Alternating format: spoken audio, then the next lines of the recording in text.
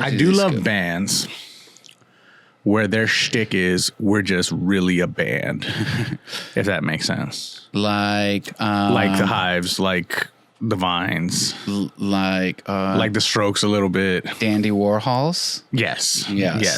Can you hear yourself? No, not at all. I forget which one it is. There's something. There you go. Yeah. Okay. Cool. Okay. Cool.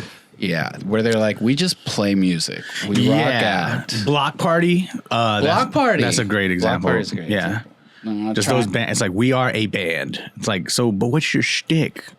We're a band. We're a band. That's it. I once read, I think I read it. I didn't hear it. A interview with the lead singer of the Dandy Warhols. Mm-hmm. And he was like, I just really wanted to create a band that would play music that I'd want to listen to when getting drunk with my friends. That's perfect. And that's exactly what they did. Right. Whereas Lemmy from Motorhead said we wanted to make a band that if we were playing next door, we killed our neighbor's grass. And that's fucking awesome. And that's mine too. You know, to each their own. To each their own. All right. We in here, sluts. We ready for this? Uh-huh. I guess. I'm not. It's all right. Take two.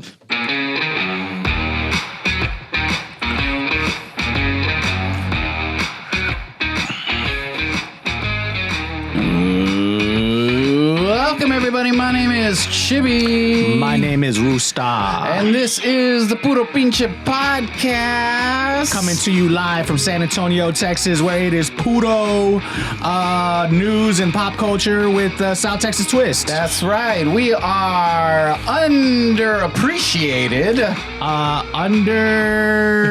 Underwhelmed at the nation. Understanding of your rage and fatigue. Yeah, that's for sure. Under capacity for any more terrible things that happen in the news. That's right. But not underprepared to talk about it. Yeah. But always distilled. That's right. Let's go. On today's podcast, we'll be talking about white dude music. We'll be talking about the bullshit that's killing us. Stuff that's going on with Southwest, the FDA, poppers. Anthony Mackie might make a guest appearance. Yeah. Consumer protests. And as always, we'll finish with a quick hit of dopamine. Let's go, people.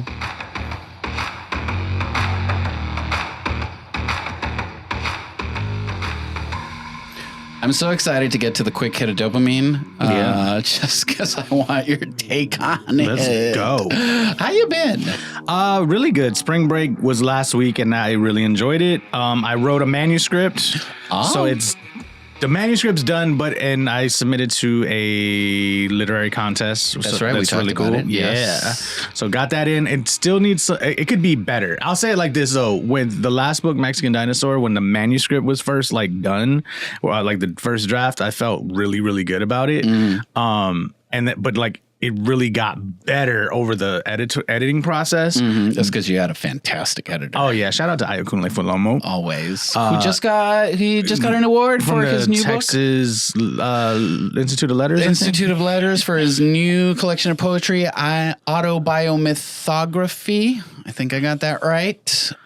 He was one of our guests on the last season of Words and Shit, so you can go check that out. He's a genius. I think he's a really, really smart and talented and intentional writer. And underappreciated. Underappreciated and just the sweetest. Oh, yeah. He's a darling. He's a doll. Yeah. Anywho, I derailed us. Oh, no, you're good. All to say that I finished the manuscript, and this first draft, I feel even better about than the last book, where I was like, oh no, there's things cooking here. So once it goes through the editorial process, I'll be even extra happier. Yeah. So yeah. Sexy. Coming to you live. Sometime in the near future. Yeah. How are you? Good. It's just been a week. It's been, work's been doing work stuff. We're finally rolling on that. Since the last time we were here, recorded all 90 episodes of the new podcast that will be premiering in April on the Gemini's Productions Network. Get Deep with Deborah Deep Mouton. Looking forward to that. So editing those, getting those ready to go out there. Playing a lot of WWE 2K25 because that's out in the world now. Assassin's Creed Shadows launches today. So once we're done, I'm going to go pick up my copy because I definitely pre-ordered it. It was supposed to come out like November of last year and it got delayed like 4 times. So now it's finally here. The reviews are that they're glad they delayed it because it seems like better now. Yeah, they did what they needed to do. When are they going to do Assassin's Creed, the John Wilkes Booth story? I don't know. That would be cool. My question is, when are they going to do Assassin's Creed Mesoamerica? Ooh. Like, I want to see, like jungles of Mexico. Jaguar warriors. Yeah. In the trees. Yeah. I can see that. It's going to be a while. They've released like what the next few installments in the series will be, and I think the next one is something having to do with like witches. I love how everything is basically America horror story now. Yeah. It's like you start with the one thing, so it's like, well, no, it's a Western. And then it's like, no, it's not now. There's samurais. And now it's witch. It's just like everything is American horror story. They're just like, you know what? Take the idea and remix it every 2 weeks. This one I'm super excited for because it's set in feudal Japan. No, yeah, look, that's exactly. It was a preview for a video game that actually made me very much consider almost getting a gaming station. I might get it. I mean, you could do it on your computer.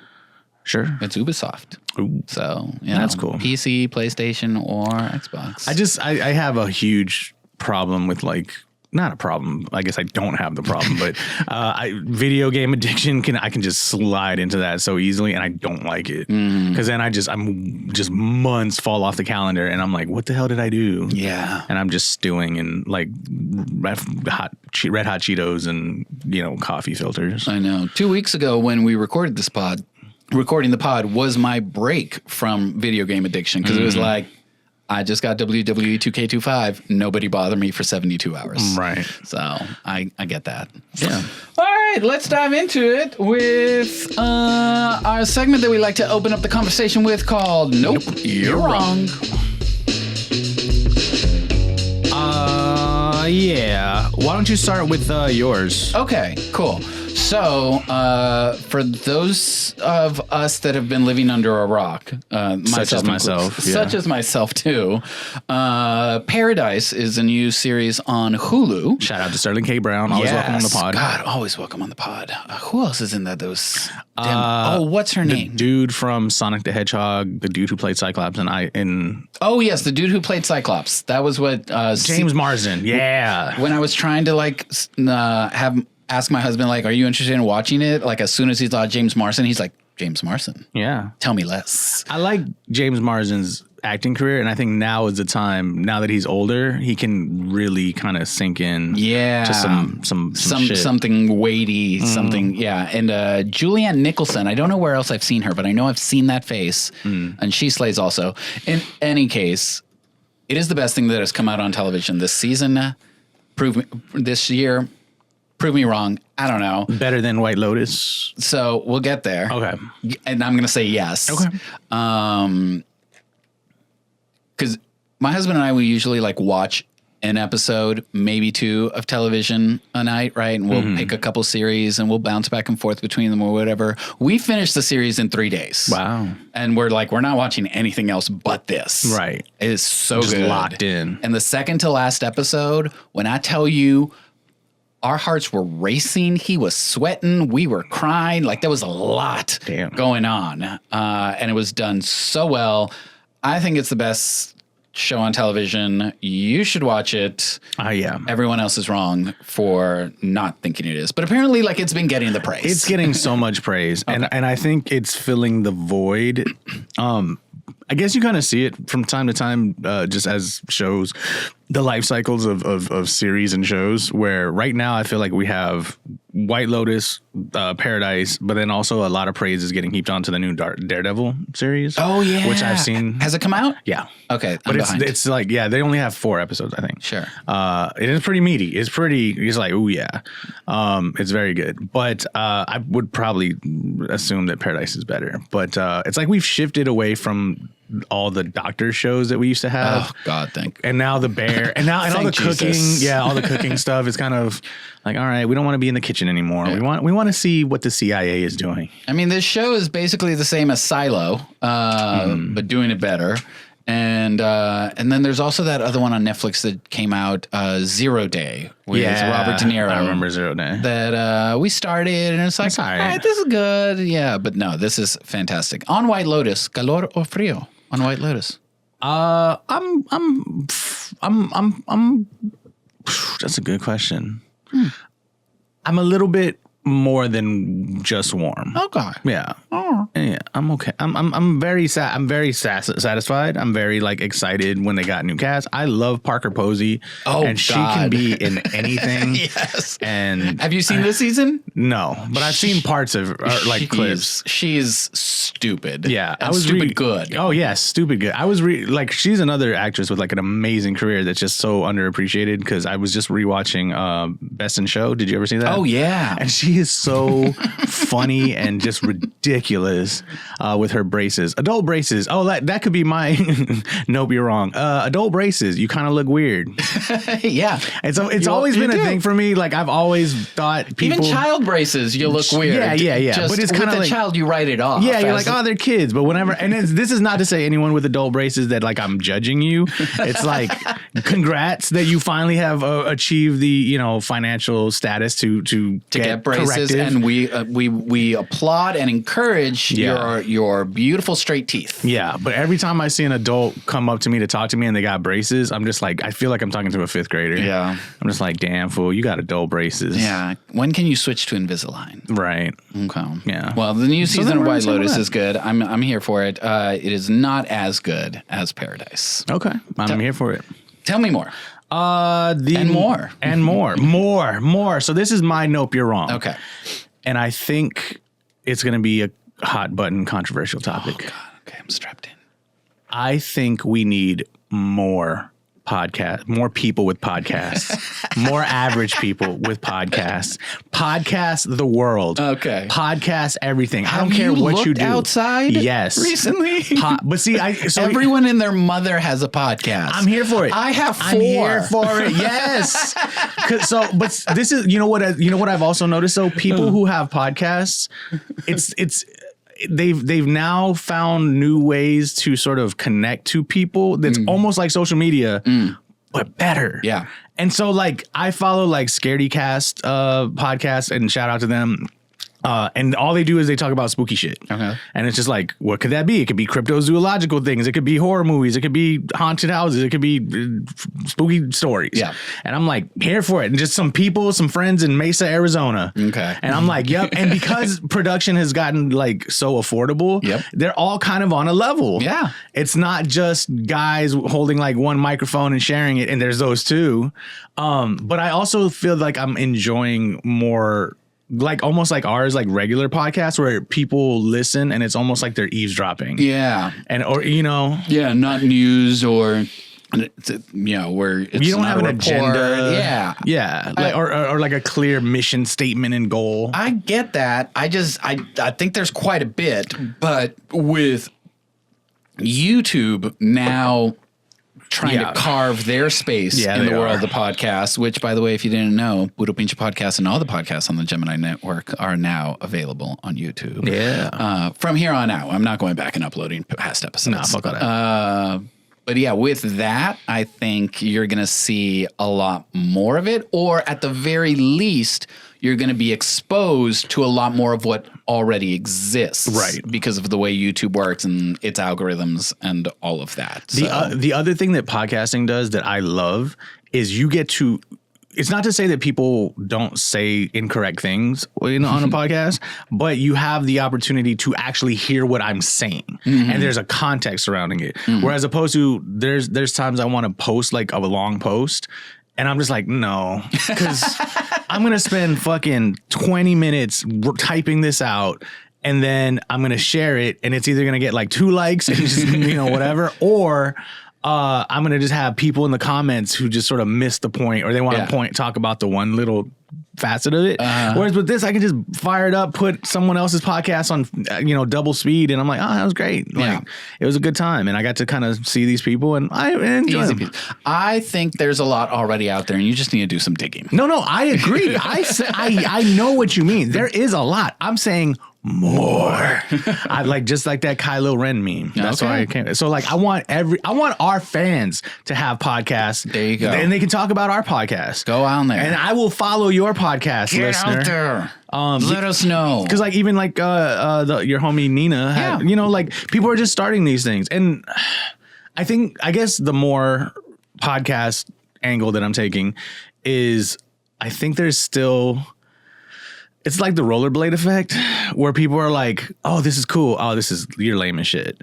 And like sometimes when people find out that like we have a podcast, like I think they think it's lame until they see our like branding. Cause for some reason they really like our hoodies. Sure. And they're like, actually that looks cool. Like maybe I'll check it out.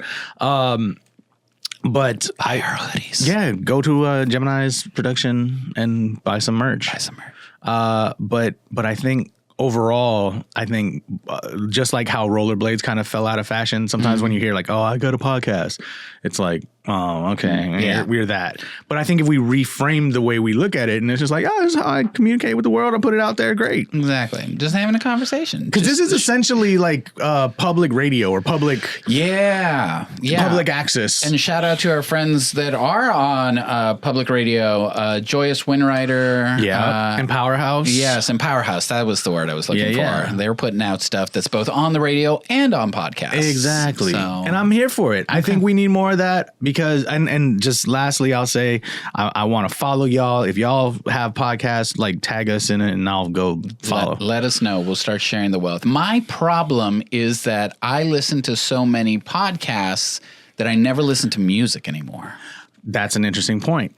I have a problem. You know what I have a problem with as far as it regards to music is playlists and algorithms, because I'm realizing I'm not listening to albums anymore. And also I feel like because I use YouTube music, I don't fuck Spotify, but the albums, just to even get to the albums I have, it's like I have to go extra steps to get to just to like scroll through and then find the album, as opposed to it's just like, well, but here we got like the stuff you want to, you said Block Party, here's Block Party, and listen to it. And it's like, yeah, that's cool. Yeah. But like maybe I want to go and find a Mahalia Jackson record, like maybe I want to go find something that I'm not really even considering right now. And I wish they kind of also had almost like a record store feature in these apps where like, because that was some of the best thing to me when you just had like genres that you just rifled through. So what you're talking about exists on Apple Music. Oh, that's awesome. Yeah. Shout out to them. I can go to whatever album I want or whatever artist I want. And then if I find like an artist, it's like, you might also like these artists. Or if I want to, view by genre, they've got genre playlists of sorts, right? And then you can literally just click on the artist and it takes you to their page and you can listen to their albums. And this will dovetail good into the next Nope, You're Wrong potentially. Yeah. But I was going to say, I don't even want that. I don't want them to suggest, well, if you like this, then you might like that. Because what I feel like it's doing is it's making almost everyone like a hipster. You know what I mean? Like, you remember how like there was those people in college who were just like, they put you up on shit because they were like, oh, you like Block Party? You really got to listen to TV on the radio. And you're like, oh, who the fuck is that? And you listen to it, you're like, this is pretty awesome. Oh, you like the Strokes? Then you might really like the Vines. You might really like this band or da-da-da. And you're like, okay, cool. Or some even more obscure band. Yeah. At the drive-in, you're like, oh shit. Now it's just always going to keep like they have like 10 suggestions under every single act. And most of the time I feel like it also boosts like the more contemporary artists or like the artists that we should know. Sure. The ones that are, I don't think there's anything wrong with promoting artists that are currently releasing music versus, well, but I'm saying like if I go look up Metallica and it's like, oh, if you like Metallica, you also probably like Megadeth, you'll probably also like Slayer, you'll probably also like Pantera, you'll probably also like AC/DC, and like, well, duh, like like that's not really, but it's like I feel like it should go even deeper, either go deeper or just don't be a thing. Like let us be weird. They do. So some of the artists will have like playlists, like their essentials and their deep cuts, but then they'll also have like a playlist of their influences. That's when the artists make the playlist. playlist? I don't know. You're talking about? No. Because I know Spotify used to do that where they would just get like, here's Schoolboy Q, and he has a playlist of like rap songs. I think Apple Music might do it. Maybe with the art. I've seen too many. I don't know the way the music industry works, right? I just think I guess what I'm saying is sort of what you're also articulating, which is that it's so convoluted. Yeah. And I just think if we go back to just the simple. Everyone has a podcast and everyone has a SoundCloud. That's right. And that dovetails into the next. Nope, you're wrong. We need white dude music back. Have you been seeing this coming around? No, but I saw what you sent me. Tell me more. There is this small kind of growing movement. You want Chumbawamba. Yes. You want bare naked ladies. Yes. You want fastball. You want Goo Goo Dolls. You want Kings of Leon. You want, did they ever go? Did white dude music ever go away? Yes. It's all like now I feel like white dude music now is this sort of weird hybrid of like Justin Timberlake and Ed Sheeran, where it's like you're either trying to sound folksy and sincere or you're trying to sound like a pop god. I see what you're saying. Okay. And most of it too is kind of rip off music because it's like they're just essentially stealing R&B and not good.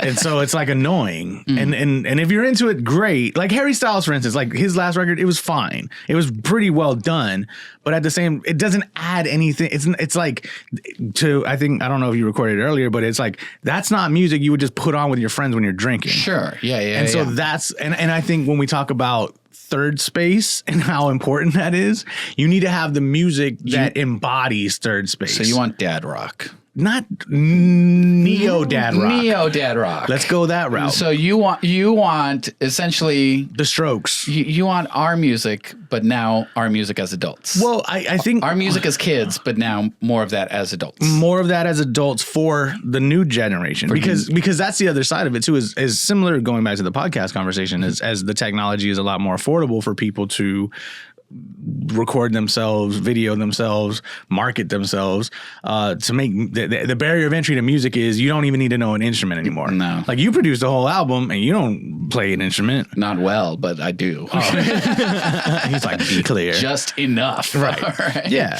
I have a tiny little keyboard here that allowed me to make little sounds. But it came together really well. Yeah. And then that's possible now in a way where it's like, why would a young kid want to learn to You want GarageBand. Essentially. You want garage bands to come back. And you know what maybe could bring back the garage band? More podcasts? Potentially. If maybe there's a young person right now, some young 15-year-old who's like, you know what I need to do? I need to learn bass. I was going to say, bring back Guitar Hero. Oh, it's coming back. See? It is coming back. And then maybe we get white dude rock back. I'm so excited. I love Guitar Hero. And it's not just limited to like white dude bands. It's also like, you remember like when Sheryl Crow was out here, when Fiona Apple, she's still around, but when she kind of had a chokehold on. There's a reoccurring theme the Cranberries on this podcast where you just want the 90s to come back. Kind of. Is that wrong? You want to go back to when America was great. Don't you think it sucks now? A little bit. It's been a lot of that. It's like, remember when we had celebrities? Those were the good old days. I hear remember that. when we had garage bands? Yeah. Those were the good old. I hear you. Well, I guess I feel like no one necessarily. I think I that is what I'm saying oftentimes. But I guess further, the point I'm making whenever I bring those things up is just that, like, I don't feel like people are talking about them. Everyone's just so derivative and so trying to emulate whatever is just popular at the moment, you know? Like, really, what's the difference between Karol G and Bad Bunny? You know, like, they're good. And like, this is no shade. Like, I'm sure there might be, sorry, Cuppy, if you're listening to our pod. Like, she's going to. I feel like there's a huge difference between Karol G and Bad Bunny, but I don't think that's the best analogy, but I see what you're saying. Like, isn't there another female Becky G? Yeah. Karol G, Becky G. Yeah. You know, something O.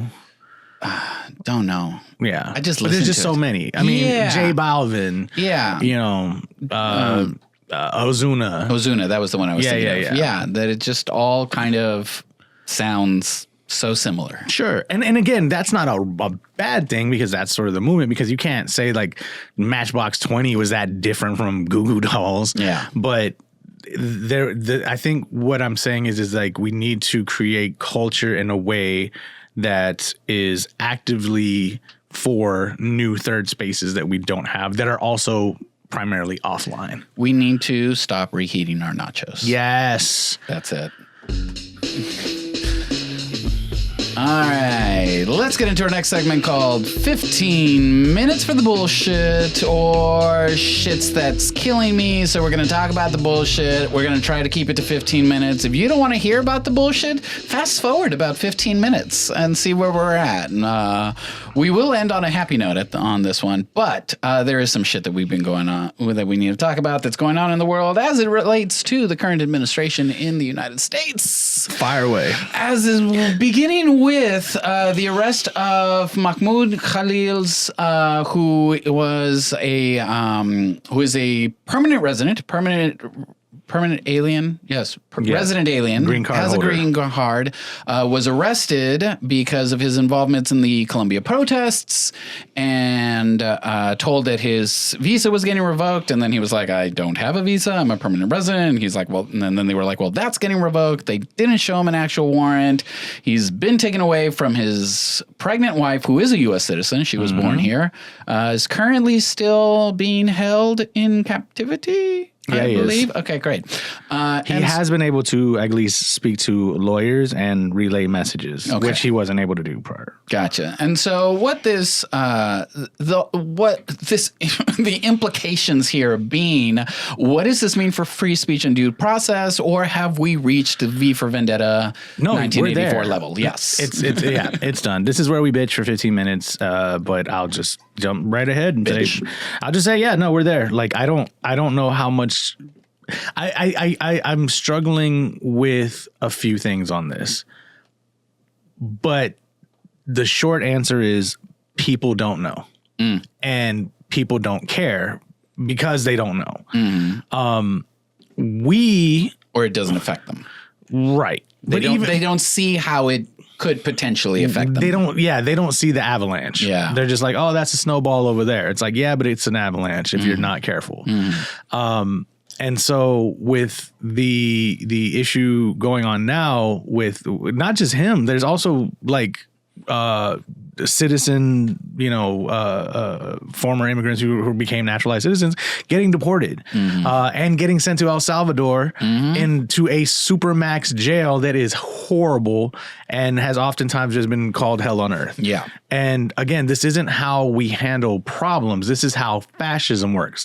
Those are concentration camps in a lot of ways. When you have to concentrate people in an area that they have no liberties, no rights, no real freedoms, and no due process, no timetable for when they get out, that is a concentration camp. That's what we did to the Japanese. That's what happened to Jewish people in the Holocaust. Yeah.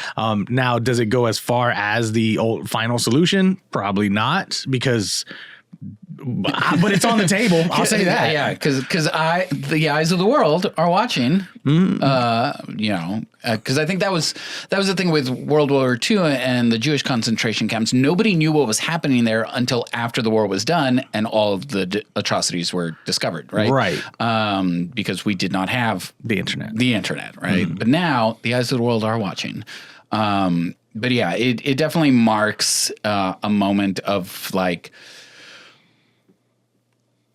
the gloves are off. We have entered this era wherein the administration is disregarding the law entirely and just being like, well, and disregarding judge orders at this point. Yeah, because the Supreme Court last year opened up the floodgates for this to happen, saying anything that the president does as part of his duties is not illegal. Right. And so him deporting people is part of his duties. Him ordering executions of people is not illegal. Because it's now part of his duties. So he's been giving carte blanche. We are in a bit of a pickle. I did see somebody being like, we are severely underreacting to what's happening right now. It's because they don't understand. People, and it's when people look at history, and this kind of ties into something that I learned about with my students. We were talking about like Ukraine. And I just kind of bring it up and I'm like, how many of y'all even know what that's about or why people are mad or what the issue is? None of them know anything. The only thing that kind of breaks out is a few right wing talking points. And so it's things like, well, doesn't their president have like nipple rings? And wasn't he like an actor? And I'm like, I mean, is that against the law? Like, one, and then two, like, yeah, he was a comedian, but our president was on a fake reality show. Yeah. So what's the difference? And then they're kind of, but when you start to explain things like the Cold War, USSR, Soviet Union, you know, the Russian invasion, all these things, like, then they kind of start to get a sense of it that, for all intents and purposes, Democrats, and I think that's the next thing, right, Schumer? Yeah. This dovetails into that. Democrats need to stop being fucking smart. It's that simple. You can't show facts and statistics to people who can't read. Yeah. And it's over. That's why I make that. And you know what kills me is, it's just, I guess, a reaction. All the make anything again, that just come out, like, make the Puro Pinche podcast drunk again, you know, like, or whatever. Like, I'm just so over that, because it's just, but that's what branding and sort of simple, reduced ideas break through. So when we say even things like universal basic income, when we say universal health care, it's right over their heads. Yeah. They have no idea what that means. They don't know how to impact their lives. You saw it when people were like, repeal Obamacare, but I want to keep the Affordable Care Act. Exactly. It's the same fucking thing, right? So there was a congressman from Kentucky that was a Democratic congressman from Kentucky that was on the Daily Show this past week. And I think it concluded with him being like, what we need to do is make government work again. And Jon Stewart was like, make government work. Magua. We need a magua. We need a magua. Like, and that's what it needs to be boiled down to. But also the sense that I got from this congressman from Kentucky is that the problem is that the only talking point that Democrats have right now is they are bad. But pointing at the Republicans. And yes, they are bad. But people want to know, but what are you going to do differently? Because for the past 40 years, you haven't done shit. But that's also goes to what people don't know. They don't understand government. So, and here's another kind of thing too with my classes that I'm curious about what you think. In the class, I mentioned like they didn't really know much about Ukraine, and then I just started asking them other questions about things like they may or may not know. Do they know what district they live in San Antonio? Nope, no idea. Do you know who your council person is? Nope, no idea. Do you know who the mayor is? Over 3 classes, I had 2 students who knew who our current mayor is. And at first, my initial reaction was like, how the fuck are you all in college and you don't know this stuff? But then as I was talking to friends, they were like, yeah, when I was 18, 19, I didn't really give much of a fuck either. Sure. So it's like, okay, let's relax then a little bit. Yeah. But I do think that's the problem, is we're not engaging civics in any meaningful way. So to your point, where people are like, well, Democrats haven't done shit. It's like, because they've been hamstringed by these evil motherfuckers who turned out to be literal Nazis. But also those of us that are engaged can look at it and still feel like, you know what? You haven't really done shit, right? Because like the Affordable Care Act didn't fix anything. Right. All it did was give health insurance companies subsidies. Yeah. And now they're still making a shit ton of money, and we're still paying out the ass for health insurance, right? They negotiated the prices of like 10 prescription drugs. Okay, yay. But you didn't fix the problem, right? And so they keep putting Band-Aids on it and throwing a fucking parade over it, and it doesn't actually result in tangible changes that make our lives better. I agree, but I also think people may feel different if they were engaged with politics on a local level.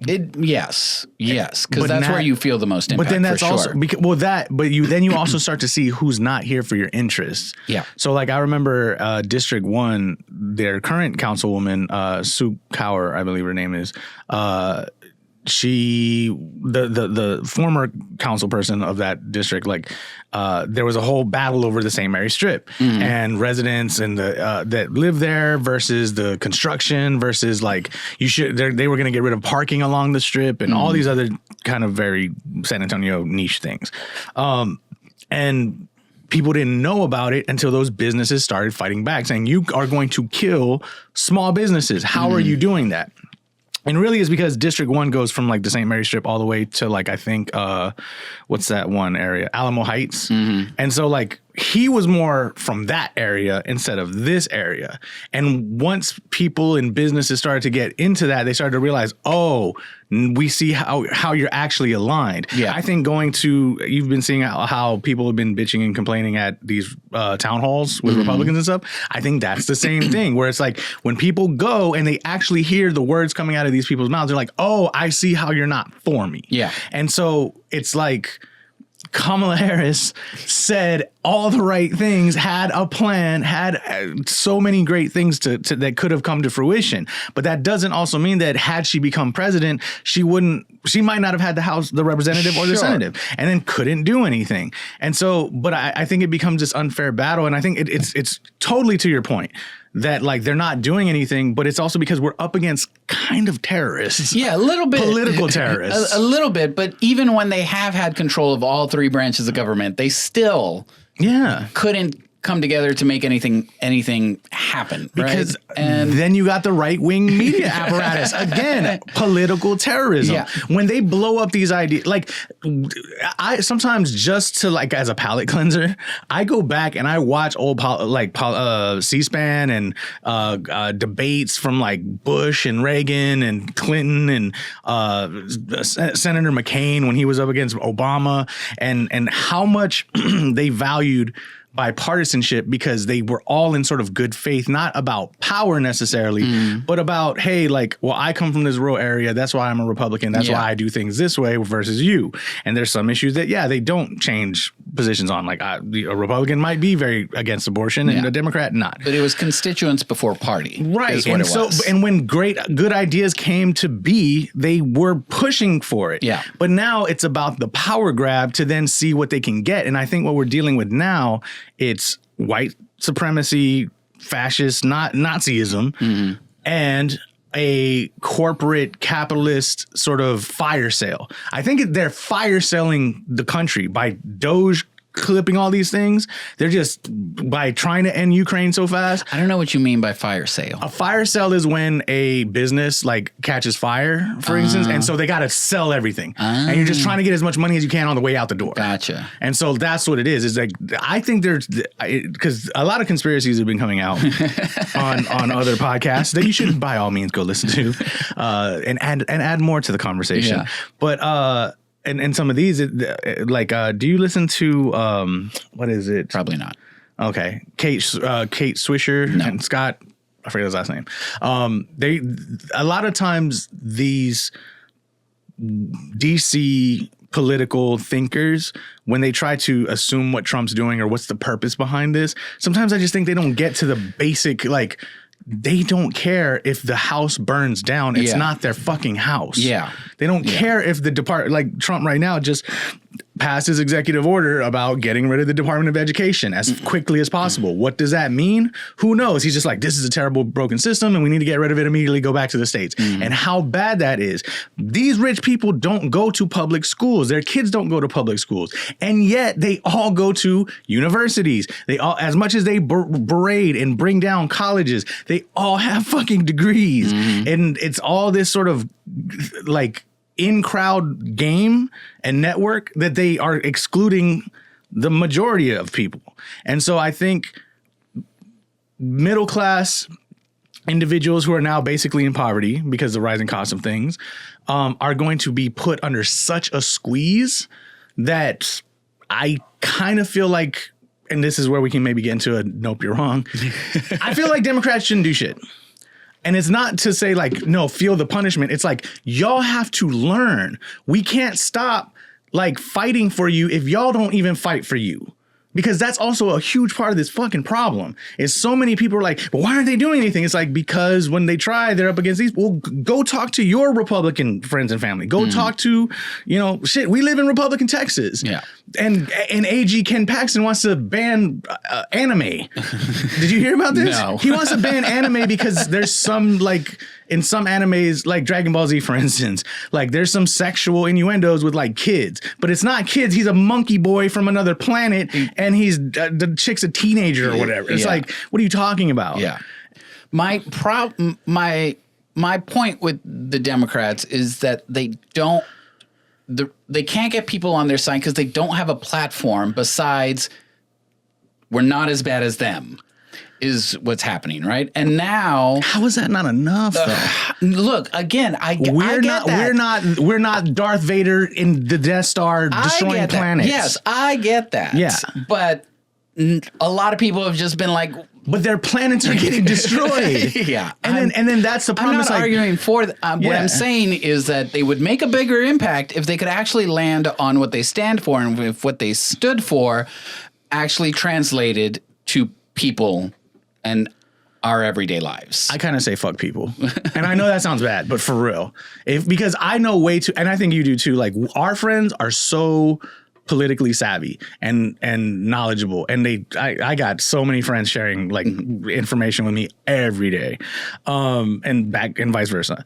The average person doesn't. They're just sharing bullshit. Yeah. And porn and fucking. Well, maybe if the face of the Democratic Party wasn't Chuck Schumer, then we might be a little bit more interested. So speaking of the Democrats, I am hoping that this is the straw that breaks the camel's back, and this is the come to Jesus moment that the Democrats need. But last week there was a continuing resolution bill in Congress to extend the current budget until the end of this year with some amendments. That was entirely made by Republican lawmakers. There was no Democrat input. Right. And at the beginning of the week, it looked like we were standing very firm on no Democrats will be voting for this. And at the end of the week, Chuck Schumer about-faced and said, actually, we should vote for this. And the argument being, because I was like, what the fuck is going on, right? The argument being, yes, this continuing resolution is bad, but if the government shuts down, then that hands the keys over to the Office of Personnel Management to decide what parts of the government they do and do not fund. And if the government stays shut down, the Trump administration could just indefinitely be like, you know what, all of you, gone, no pay, go away. We can't, the government is shut down. You stay. And it could have made things worse. I don't know, because I'm not a political strategist, but it was 8 Democratic senators that voted for this while every other Democrat did not, both in the House and in the Senate. And there's been a lot of outrage, a lot of pushback, a lot of infighting. And to me, it is almost akin to what happened with the Tea Party during the Obama years, where the Republicans started a lot of infighting, being like, we're not like you. We stand for different things. We are creating our own little faction over here. And maybe that's what needs to happen, right? Not a third party, because we've already talked about how that will not work in this country right now. But being like, we will not side with you because you are not aligned with our interests. And let's all find a way, because that's what's happened with Republicans now. Believe it or not, all Republicans have decided to toe the line, even when they're against, government spending, right? Even when they're against allies, ally countries. Dude, the fascists won. The autocrats won. The oligarchs won. And I agree. Hand-wringing may not feel like the solution, where we're just all sitting around like, oh my God, what are we going to do? And I totally understand that. But in my opinion, fighting is not the issue. The answer right now. We have to protect. We have to safeguard. Not with the old crippled soldiers we have at the front of the line. Nope. and like I said, like when people start to see their public schools falling apart, when there's no infrastructure, remodeling and revitalization happening in their cities, they're going to feel the crunch when prices keep going up because he makes these stupid fucking tariffs every other day. They're going to feel the crunch. And when they don't have a single answer to it, they're going to say, it's like, hey, look, we've been telling you this for a long time. The problem I see, the real actual problem, because it's already happening now, is when everyone is angry about Republicans and they still cheat to keep power, and they or just refuse to leave. Because what the fuck is a constitutional crisis to an asshole who doesn't believe in the Constitution? Yeah. And so that's where I think, that's where we're at. But I do agree with you. I think you should get an AOC wing of the Democrats, and it's almost like Make America Great, MAGA Republicans, like build that coalition. Bernie Sanders is doing an amazing job right now. Bernie and AOC are on tour, I heard. Yeah. And so is, who is the other person? Oh, Tim Walz. Yeah. Is hosting Republican town halls. Yeah. So, yeah, there needs to be more of that. Yeah. And less of whatever the fuck Chuck Schumer is doing or not doing. Or not. But to end, because we are at the 15 to 20, and we're close on 20 minutes for the bullshit. To end on a happier note, the courts have been, I don't want to say fighting back, but the courts have been checking where checking can happen. Just in the last 2 weeks, a federal judge ordered the reinstatement of nearly 25,000 federal probationary employees who were terminated by the Department of Government Efficiency, DOGE, calling the process likely illegal and a sham. So thank you, government, with back pay. Yeah. So thank you, government efficiency, for giving people a month paid leave. Pretty much. Another federal judge blocked President Trump's executive order banning transgender individuals from serving in the military from going into place, stating it likely violates their constitutional rights. So, yay.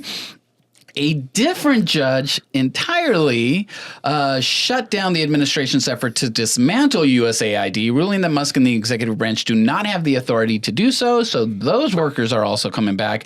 And yet another federal judge indefinitely blocked Trump's freeze on federal grants and loans, stating that the administration oversteps its authority, ensuring the continuation of funding that had already been approved by Congress. All this to say, that's 15 minutes of the bullshit. That's 15 minutes of the bullshit. And the silver lining here might be that we have a very short-sighted and ineffective president whose actions can be undone very quickly. If he was playing the long game, he'd try to actually get some of this shit passed through Congress. But because he wants what he wants and he wants it now, he's doing these quick actions that can easily be reversed. So Potentially, yeah. Potentially. We'll see. Moving right along. Before we get to the mighty big news, we'd like to talk about some things that you just might have missed in the news. So lay that first one on us. I don't know this. You put this. Did I put that? You did. What was it? I have no idea what you're talking about here. What am I talking about? Steak is transitioning.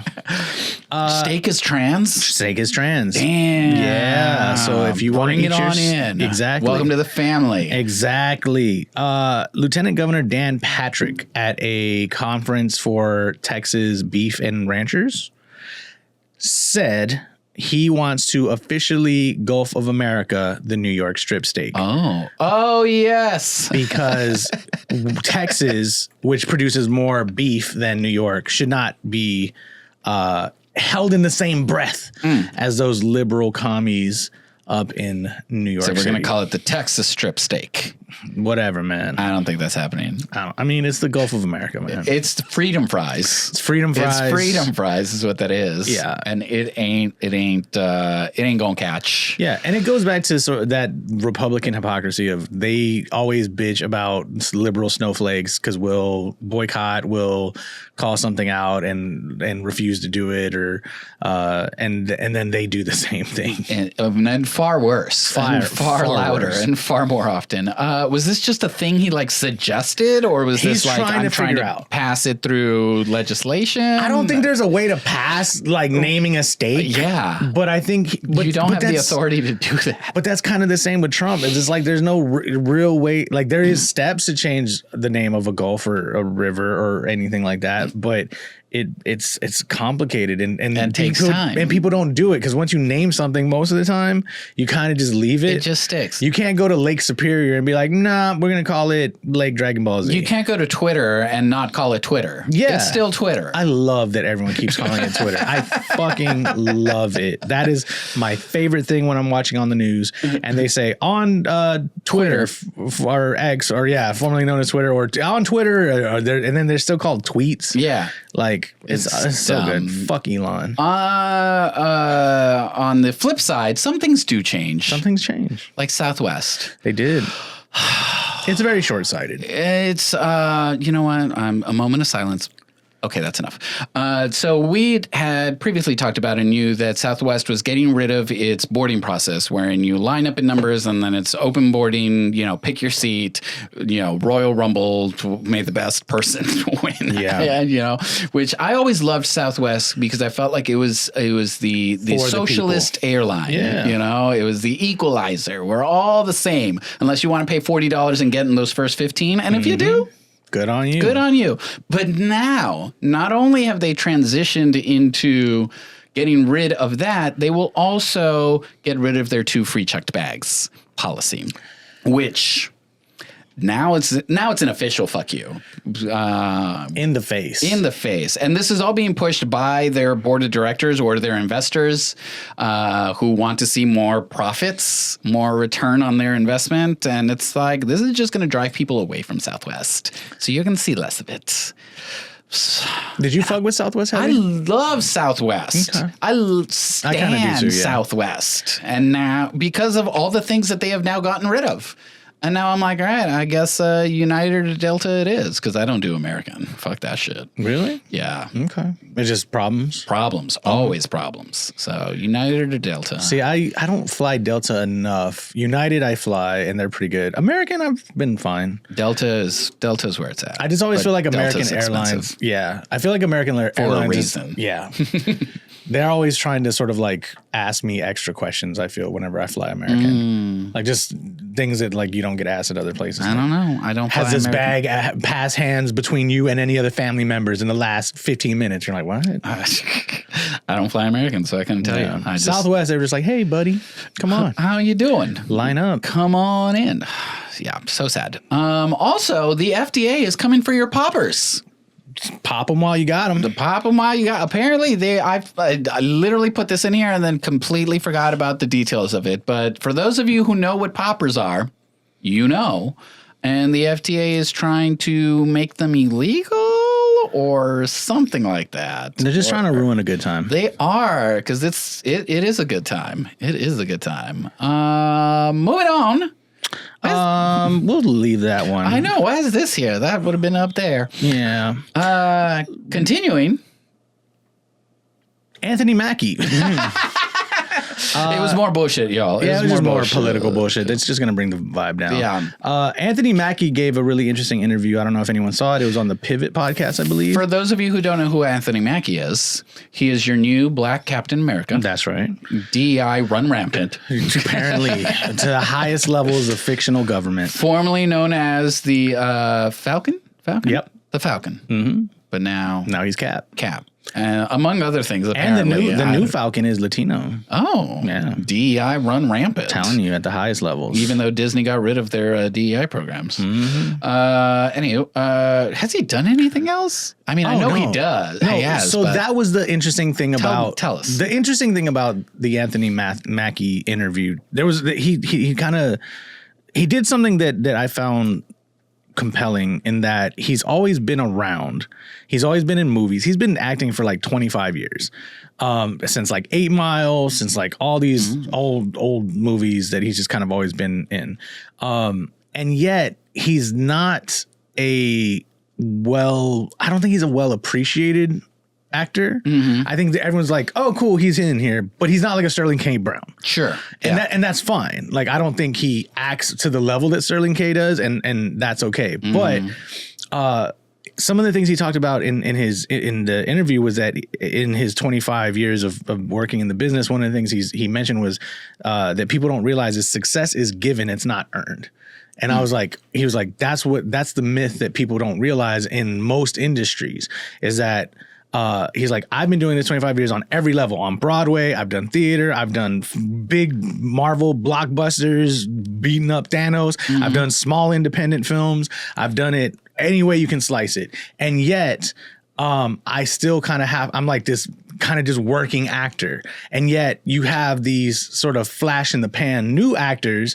And he's like, that's by design, because they can bring them in, they can get them hot, and they can throw them out before you have to start paying them. Mm. And this kind of goes back to the whole celebrity conversation a little bit, which is like, that's why we don't have celebrities. And then he kind of even made a list of it. And I started thinking, I was like, oh, that's very true. He was like, when I started, you had Omar Epps, you had Mekhi Phifer, you had all these young, promising black actors.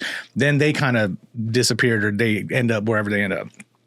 Then he was like, I went through the era of what's his name? Like around the Tay Diggs, the brothers, kind of later on like that.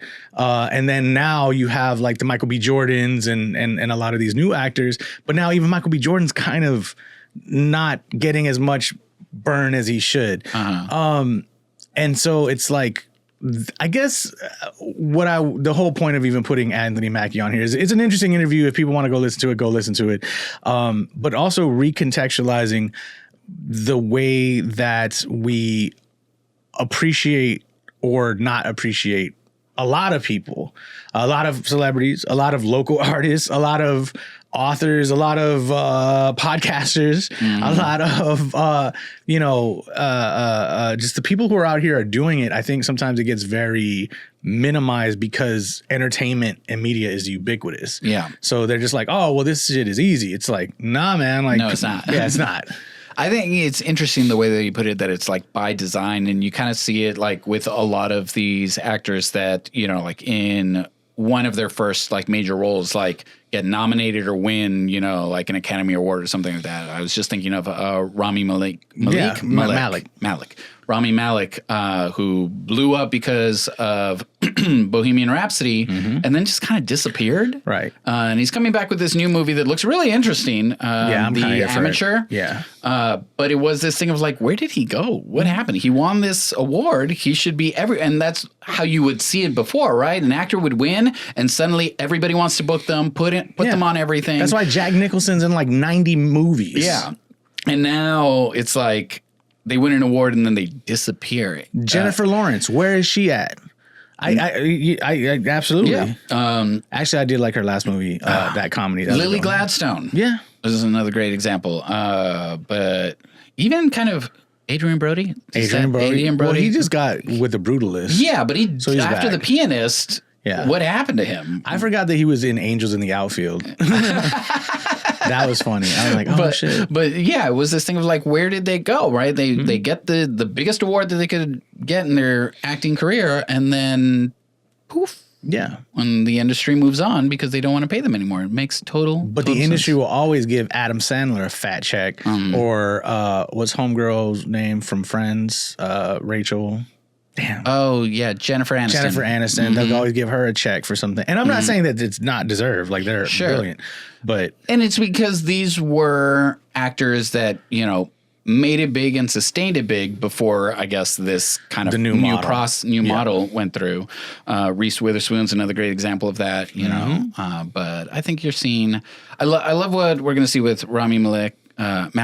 There was another one that recently came out, and it was like, God, I don't remember. I don't know where I was going with that. Somebody else that, was super big and then kind of disappeared for a little bit and seems to be coming back. But interesting take, because it's true. There's so many actors out there that have been in everything. Everything. The fucking Rock and Kevin Hart. Like, Jesus. But have been in everything and yet don't fall into that A-list status. Right. For some reason. Yeah. And they're kind of everywhere. Shout out to y'all. Yeah, we see y'all. Anthony Mackie, always welcome on the pod. Please hit us up.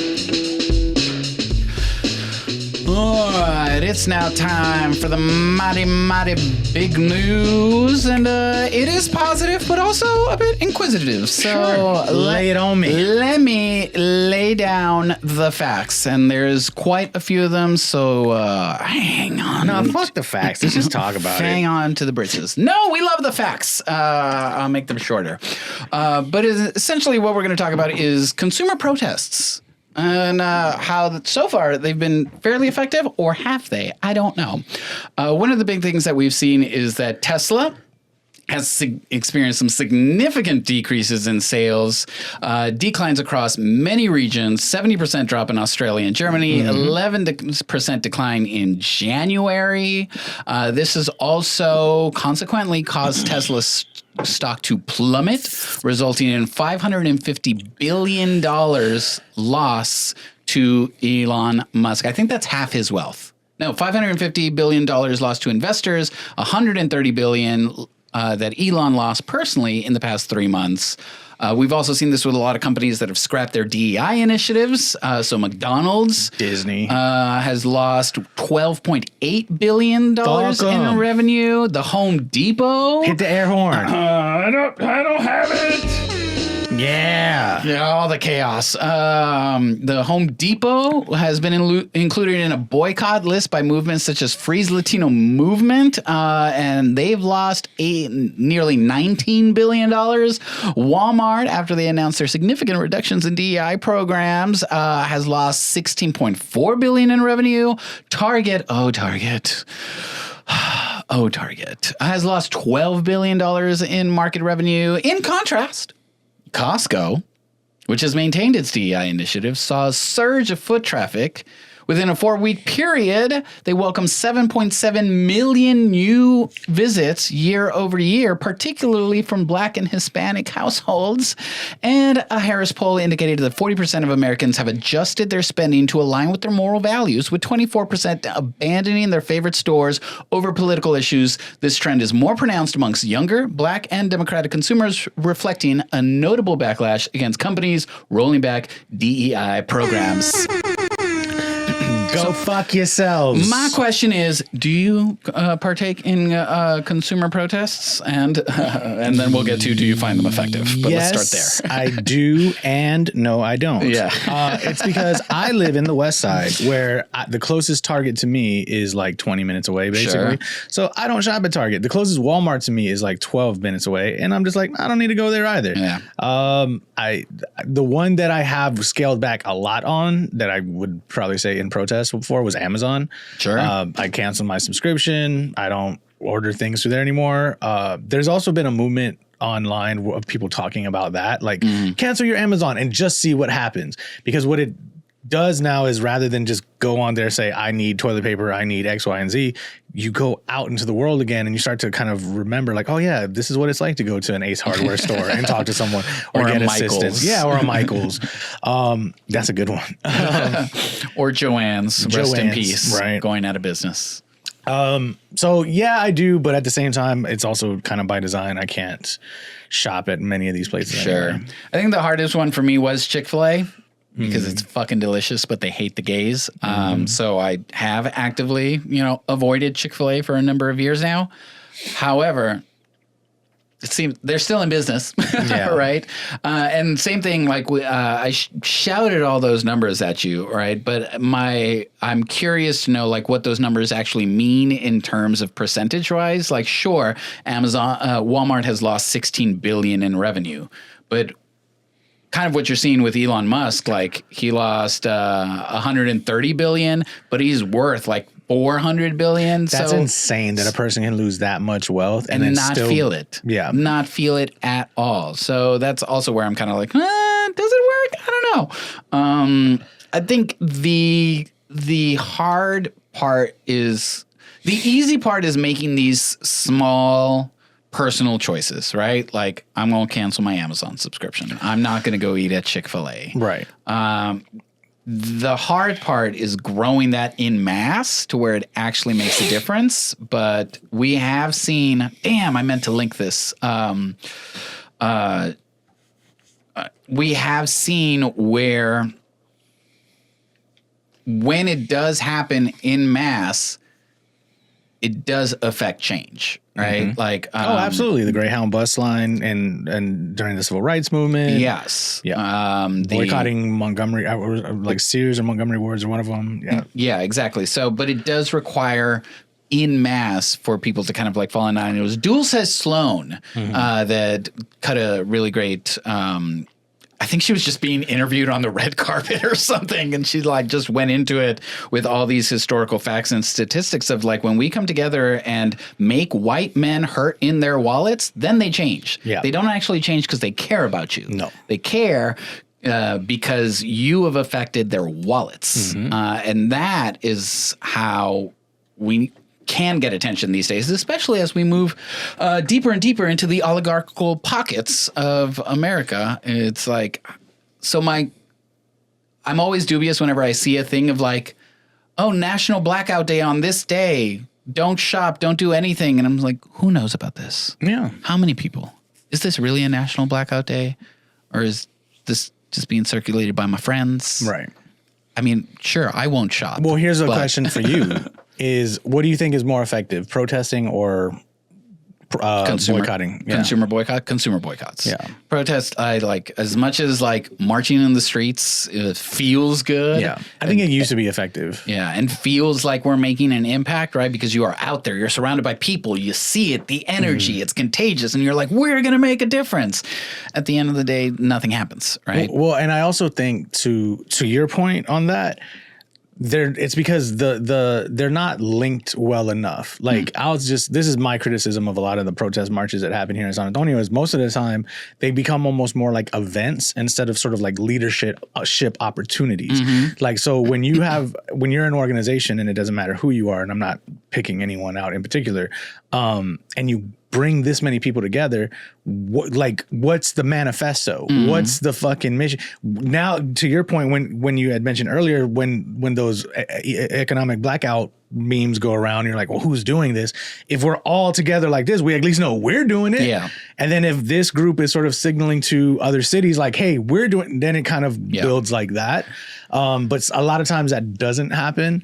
It does just feel like more eventized where it's like, oh, there's bands and there's music and there's vendors and there's zines and like, again, great community components to sort of further the culture and camaraderie of a community. Say that 9 times fast. Like leadership is lacking. It's lacking the activism part of it, right? It's like, yes, let's go out and march and then let's get together and organize to see how we're going to follow up on this march, right? Right. So that there's no of the kind of like organizing that you maybe used to see of we're going to get together in this high school gym and we're going to talk about what matters and we're going to come up with a plan as to how we're going to actually affect change and who's going to write who and where are we going to go, like picket, right? And that's where you see like picket lines make an impact, right? Why? Because it feels good to be out there with all of your compadres, boycotting unjust work conditions, and you're hurting their bottom line. Yeah. And that's when change will fucking happen. Yeah. So how do we marry the two? Because people want to see change and feel good about it. And oftentimes when you cancel your Amazon subscription or decide that you're not going to go shop at Walmart because it's convenient and you're going to drive an extra 10 minutes to go to wherever, right? It doesn't feel good. It actually feels worse because it's requiring more effort on your part. I was just talking about this in a book club that I'm in, the Get Free Book Club. Go find them on Instagram. It's run by Dominique, who is the co-host of Underrated Favorites. We read Killing Rage by Bell Hooks, and what we got to this sort of issue that we're talking about right here. And so what I've kind of coined it is the Coke and Pepsi problem of activism. Okay. The Coke and Pepsi are essentially the same fucking thing. and they're in competition with each other, but I think we as activists land in this weird space of looking for sort of activist purity or perfection, where it's like, who is the leader? Who is the one? Who is, and they got to be flawless. They have to say the right language. They have to be fighting intersectional politics on all fronts. They have to care about this. And it's just like Coke and Pepsi. It's like, we have to understand that if you have like queer activism over here, if you even have white feminism over here, we don't have to fuck with each other, but liberation is where you're doing this part, like this 20% that I need, and we're doing the other 80. You're doing 80 here, I'm doing the last 20, 40, whatever. Like, and once we start looking at it like that, because fascism exists now because white people and conservative movements and capitalists did not care that white wing extremism was over there. And it came in all these different forms. It came in the form of Proud Boys, it came neo-Nazis, KKK, on and on and on and on and on. They don't care because they just want to see it churning and building and growing.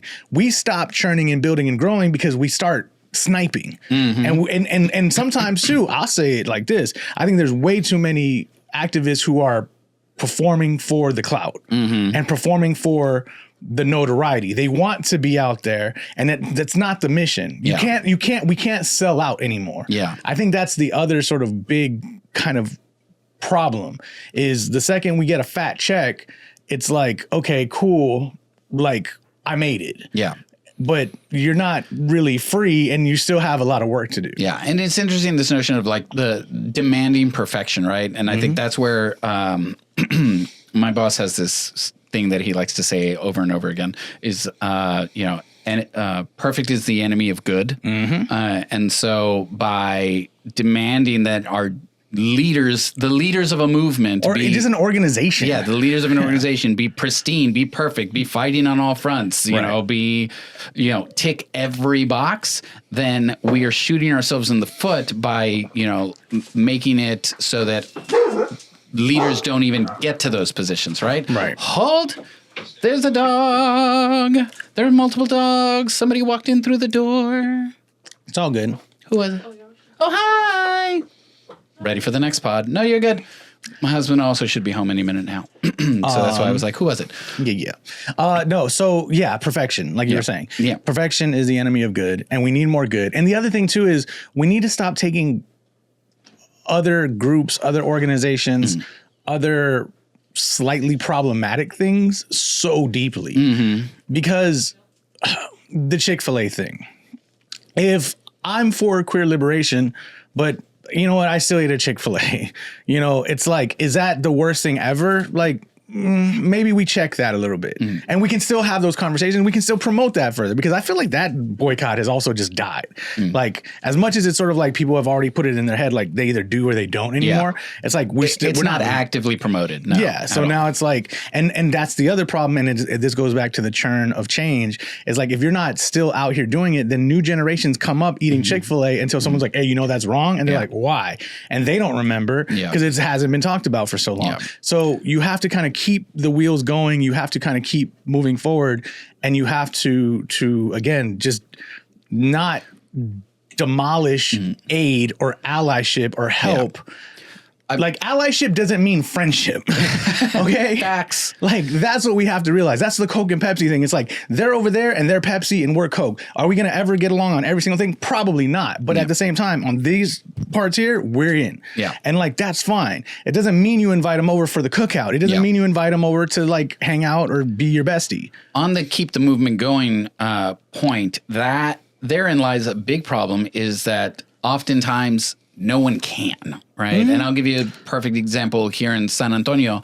There's a group of people that got together because to make a point about representation in the local theater community. Right. And how San Antonio, that is predominantly Hispanic, is not being represented on our stages. Sure. Right? And had a couple of kind of town hall organizing, brainstorming sessions, right? The first one, there was like 100 people that came out. The second one was a little bit less than that. And then, there was asynchronous organizing that was going on. And then it got to the point of like, there were a handful of people that brought everyone together at first, but they were very transparent of like, I don't have the spoons to actually, like organize this all the way through, right? And that's the issues. And so it just kind of fizzled out because nobody took the helm.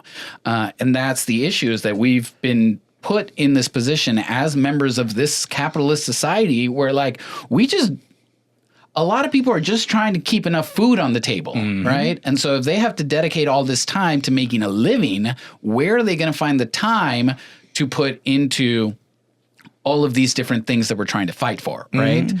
So by design, this capitalist society has already crippled us before we've even been able to start. Exactly. Because nobody has the time to see it all the way through and to make sure that it doesn't die out. Right.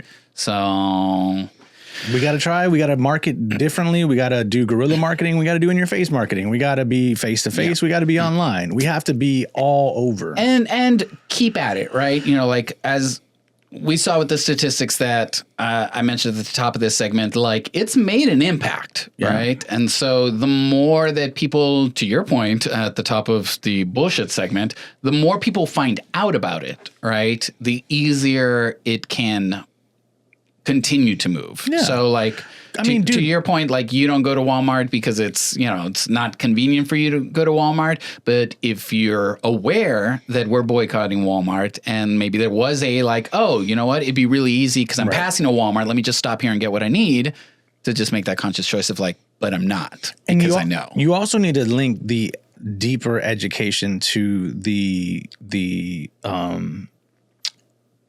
whatever the marketing idea. And so what I mean is like, while these blackouts are rooted in these companies removing anti-DEI policies, it's not just that, they're also kind of just terrible. Yeah. And sort of and you know what I mean? And so it's like, and once you sort of understand that, like, by removing yourself from it, you're also kind of freeing yourself from being in their cycle of like, you're a repeat customer who buys cheap products that don't last long anymore, that fall apart, you know, after 2-3 years, and you're just kind of on that cycle.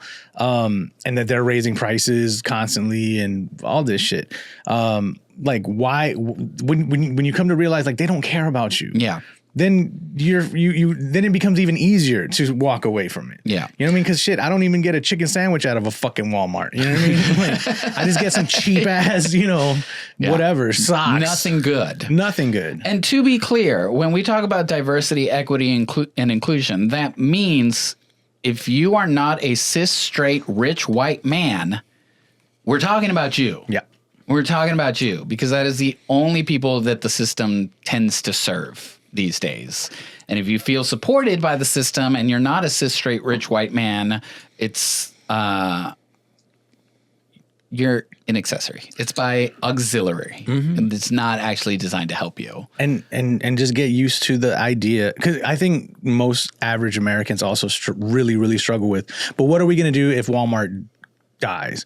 It's like, well, what happened when Circuit City died? What happened when Kmart died? You know, like Montgomery Ward's died. Like we'll figure it out, man. You're going to be able to get your chones somewhere. And I get it too, because like we had this example at work where like this company signed up as a sponsor and wanted to host an event to hire more queer people at their organization, at their company. But the company itself is problematic as fuck right now because of X, Y, and Z, and I don't want to get into too many specifics because it's work. And so it's like the people are trying to do the good work on the inside, but the company itself is you know, from an external facing, not great, right? And so like I get that too, where like a lot of people want to boycott, but they work at Walmart. They work at Chick-fil-A. Yeah, they work at Chick-fil-A. They need to make a living, right? And it gets complicated. And to go back on the perfectionism of it all, you can't fight every front, right? We might, you know, I might be boycotting companies A, B, and C, but I still X, Y, and Z, right? And it's like, yeah, there's only so much that we can be stretched. Yeah. And so applaud the work of the people that are doing out there.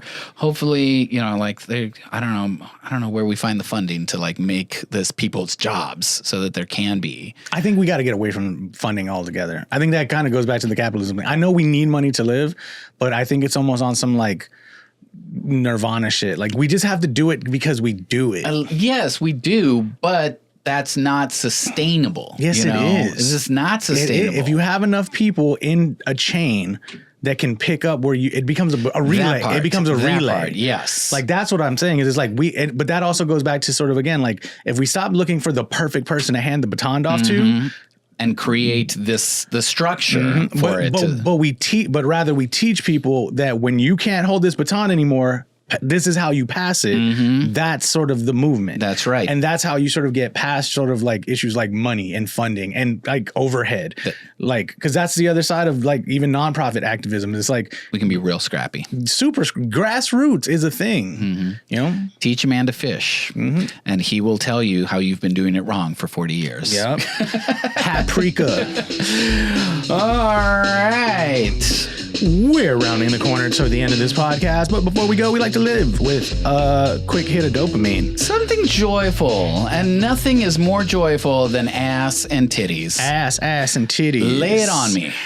The amazing baseball hat company that's been around for a long, long time, New Era, was popping up on social media, and it made me laugh, and it made me giggle, and it made me so happy because they produced these new line of hats, and two of them for the Oakland A's and Texas Rangers. The way that they were designed, Red ass for the Oakland A's. And then the T for Texans was like right in the middle of the X. So it looked like tetas. And so it was amazing. It made me happy. What's the next thing? The next thing is Cybertruck Hunter. Speaking of small ways that you can make a difference and be a vandal. There is a group of people that have been hunting Cybertrucks, and apparently the flat back, because the Cybertruck has no ass. It's just flat. She's flat. The flat back of a Cybertruck is actually a perfect place to project things on. Yeah. And so these people have been driving around looking for Cybertrucks, and then from their car projecting onto the back of it little things like, Elon Musk and Nazi outfits or phrases and slogans that, point out the absurdity of this car and its owner and the people that support it. So we need to make Tesla go the way of the DeLorean. Do you remember the DeLorean? I do. Yeah. I do. Same thing. It was like, ooh, it's so futuristic. Dead. The funniest thing is that, like, Teslas by design, by concept, have been hugely popular in left-wing circles. Oh, yeah. That's because it's electric vehicles, it's not oil, it's better for the planet, it's techno-forward. And because of this dumbass, now a lot of people are like, I don't support this dumbass. I just don't want to use, coal and oil and whatnot. And so it's also making a lot of right-wing people go out and buy Teslas. So it's like, thank you? Welcome. I don't know. In another small little bit of good news, this was just something I heard while listening to the Texas Standard. Bernard Harris, Houstonian Bernard Harris, who was the first African-American to walk in space, will be inducted into the Astronauts Hall of Fame. Air horn that shit. Air horn that shit.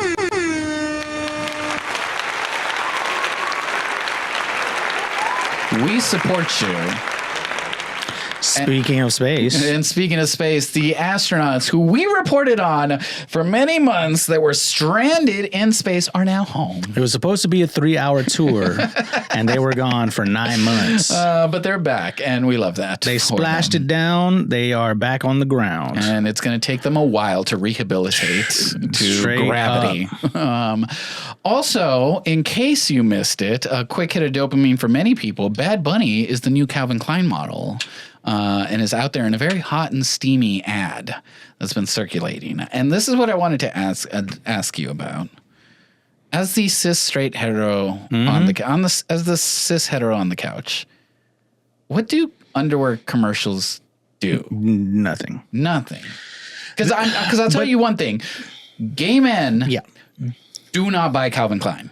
They make sense. They do not buy Calvin Klein. Y'all buy way better. It is underwear. not sexy. It's not supportive. Actually, let me clarify this as something. It's kind of like Gucci. Calvin Klein for straight men is like Gucci, where in a weird. I know it's. Please explain. Yeah. Because the cis heteros. This is the thing about men. We would wear falling apart Hanes underwears. If we could still get laid. But when you're trying to give an air of sophistication, when you're trying to sort of play the role, we don't know these things. Like we don't care about them enough to really go do that. Some guys will make the effort and actually buy. I don't even know if Gucci sells underwear, but yes, they do. Well, they'll buy that. But in the interim, Calvin Klein is that perfect. Like I'm maybe up lower middle class, but I want to feel like I've accomplished some things. Okay. And they're pretty comfy. It's not Fruit of the Loom. It's not Fruit of the Loom. Okay. But at the end of the day, who cares about? I just don't understand the marketing behind it. Like, I'm not mad at Jeremy Allen White or Bad Bunny, but strutting around some tidy whities. Who buys underwear? Women for their men. Okay. And so they see that and they'll go do that. And they're like, I want my husband to look like Bad Bunny. Yeah. Or they'll just see it and they'll be like, oh, look at that. And then they'll be like, oh, these look good. Actually, I think they look good on you. And they end up buying you underwear. Okay. Yeah. All right.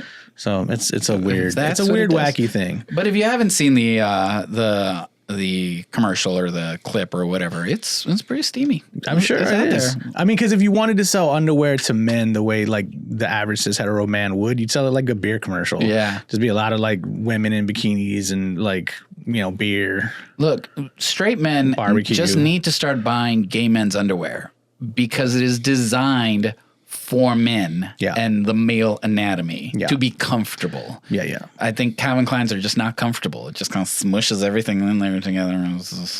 They look like granny panties. Yeah. Also, quick hit of dopamine, we talked about it earlier today. Lieutenant Dan Patrick apparently walked in to a THC selling establishment and got carded. And when asked for his ID, he was like, "I'm Dan Patrick." And the lady was like, "I still need to see your identification." Yeah. Because he was trying to make a point that children are in there buying shit, and she's like, "No, we card everyone. So fuck you, Dan Patrick." Fuck him and all the times he does that. All right, as we round out another episode of the Puro Pinche podcast, we like to leave you with some motivational messages for the week. Roost, what you got for us? I have 2, and I'm trying to. But I'm only gonna give one. I'm trying to think. Save it for next week. Yeah. If I can't remember one of them, so I'll just do the other. You have to stop hyper processing life. And I realize a lot of the anxiety, a lot of the issues that people are facing gets magnified because of how fast the turnaround of information and bombardment of information hits us all the time. And I was really thinking about this in regards to COVID. I still don't feel like as a country we've processed that. It just happened so fast that we got to conspiracy theories within 3 months, right? Like we're still on lockdown and we're already like at that point. Like we went from Gal Gadot singing Imagine with you remember that with all the other celebrities? Oh yeah. And like all these kind of bad feeling. And then like in Italy where they were like singing for the hospital workers, like all that happened so fast that we never really processed the millions of people who died. We didn't process like how we could have done better. We should have walked out of that with like a better national healthcare system. And we didn't. And I think it's just because of this hyper processing sort of stream of life that happens. And I went back in my memory and I remembered like 9/11. I think as a country we had more time to process it because the internet wasn't the thing. Yeah. And so social media didn't exist. Right. Like it took a long I'll never forget when like Saturday Night Live came back after 9/11 and Lorne Michaels talked to, I think it was then Mayor Giuliani, and he was like, "Is it okay for us to laugh again?" And he was like, "Yeah." And so, but like that's a country process. Like, cool, we had this horrible thing, let's go. We never really got to that point. And I think that's on a large scale, and I think that's on a small scale. I think with Trump and the chaos, I think we are hyper processing everything. And I think this is why we hate Chuck Schumer, which right or wrong, that's how we feel. I think that's why we're ready. That's why we're so quick to be like, AOC, you're the leader. We don't know if she's the leader. No, I don't need her to be a leader, but or whoever. Yeah. Right. But it's like people are just ready to jump on the next thing because we're not moving at the speed of real life. So when I say don't hyper process, I mean, move at the speed of real life. If you can. And I did this over spring break, and it's because I'm fortunate enough that I have a job where I don't have to work for a week. But when you get like 3 days, and you can, like kids, whatever, away, get to a point where you can like sleep when your body's tired, wake up when your body's ready to go, like go outside, and then you just start to tap back into the rhythm of I eat when I'm hungry. I do this when I'm full. Then you start to realize how much the cacophony of media, of entertainment, of capitalist life raining down on us is making us sick. And so now I feel like I'm doing a better job of like tuning the dial. So where it's like today it was a busy day and it's still a busy day. I got a gig after this. And so it's just like, all right, I got to hyper process. Yeah. But tomorrow I'm going to slow it down intentionally. Yeah. And I'm probably going to try and do that as much as I can. Yeah, absolutely. You kind of stole my motivational message a little bit in that I was going to say, take that. I think in the slow down vein, take an extra day off, y'all. You don't know. If you got sick leave, paid time off, whatever, call in sick to work. You know, take 3 days instead of 2. to kind of piggyback on what we were talking about with the cancel your Amazon subscription, go to the grocery store and don't put your headphones in, right? Talk to the cashier. Go touch some grass. Touch some grass is basically where it's at. But I think it's important every once in a while to just like really take a moment to not, I don't want to say do nothing. It's resetting. But not feel the pressure to do something. Yeah. Right? And yeah. And because to your point, it's like we get that compelling push, like I'm not doing anything. Yeah. It's like, but maybe you're not supposed to be doing anything. Exactly. And, you know, like take a day off to just take a day off, right? Because oftentimes, like if you work Monday through Friday, usually your weekends are where you got to do the laundry, you got to do this, you know, like you had these plans, et cetera, right? Don't do none of it. So take a day off. I was thinking about it because like normally when I take time off from work, it's because I have something else I need to do. And I was telling my boss, I was like, I think I'm going to take a week off and just not do, like I'm going to take some vacation when I don't have something else to do and just see what that's like. Mm-hmm. So if you have the luxury of being able to call in sick, I'm sick. Or you got that PTO. You got that PTO that's just lingering there and you're like, but I have to save it for my trip to Italy that I've been planning that I'm never going to go on. Yeah. Because the economy fucking sucks. Come to San Antonio, the Venice of South Texas. Did you see that going around? No, but it makes sense. There was some Netflix show. It was on Netflix and it was like in total sincerity.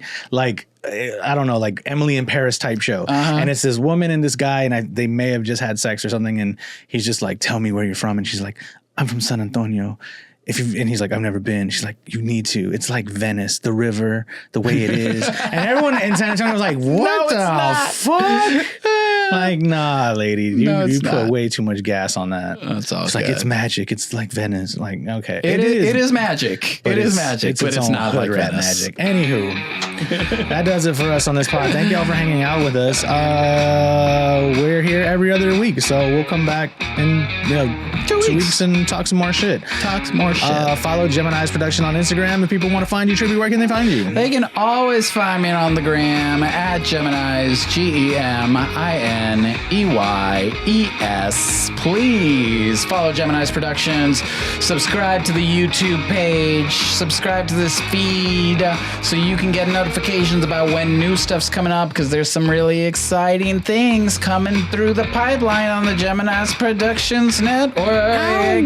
If people want to find you, Rooster, where can they find you? They can find me on Instagram as well, RoostMTZ, ROOSTMTZ. Don't forget to check out the website. We got merch on there. We talked about our awesome hoodies. There's cups. There's actually Hoochie Daddy shorts as well. Yeah. I got myself a pair of underrated favorites Hoochie Daddy shorts, and they are Hoochie Daddified. Hoochie Daddified. You can go to puropinchepod.com/pod or GeminisProductions.com/shop to find out about all the amazing ways that you can rep the Puro Pinche podcast, underrated favorites, Get Deep, and more. Thank you all for listening. We'll be seeing you next time. Until next time, stay safe out there, y'all. Bye.